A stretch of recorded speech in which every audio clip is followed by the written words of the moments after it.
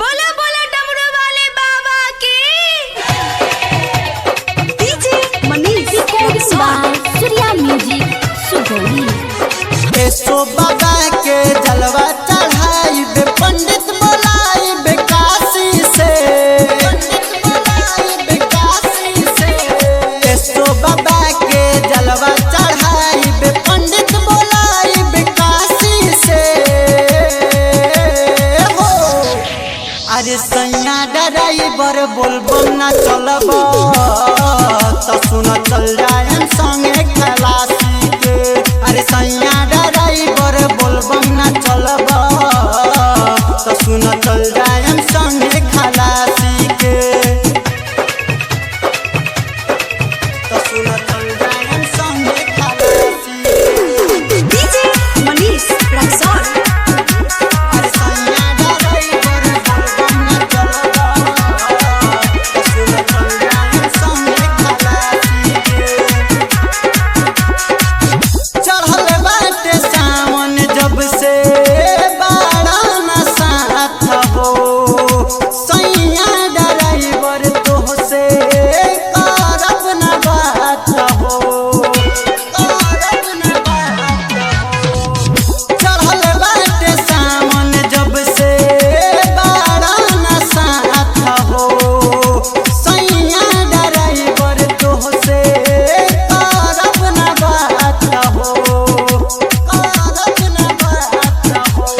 पीके तू गाजा आवेला राजा चल के बा संगे काशी के हो।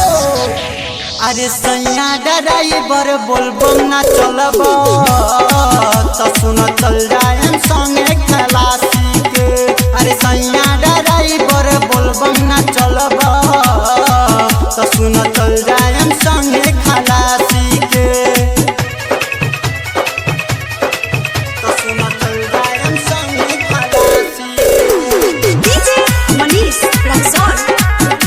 अरे सैया ड्राइवर बोलबम ना चलब तो सुन चल जाए संगे खलासी के। आज लेने गईनी अफ्ताब भोला के सराहन हो, मन में बयास मिली भोला के दर्शन हो, भोला के दर्शन हो। आज लेने गईनी अफ्ताब भोला के सराहन हो, मन में बयास मिली भोला के दर्शन हो, भोला के दर्शन हो। अवधेश में राज आदत संहार रहेला संगे जितेंद्र के हो। अरे सैया ड्राइवर बोलबम ना चलब तो सुन चल जाए संगे खलासी के। अरे सैया ड्राइवर बोलबम ना चलब तो सुन चल जाए संगे खलासी के। एसो बाबा के जलवा चढ़ाई बे पंडित बोलाई बे काशी से हो। अरे सैया ड्राइवर बोलबम ना चलब तो सुन चल जाए संगे खलासी के।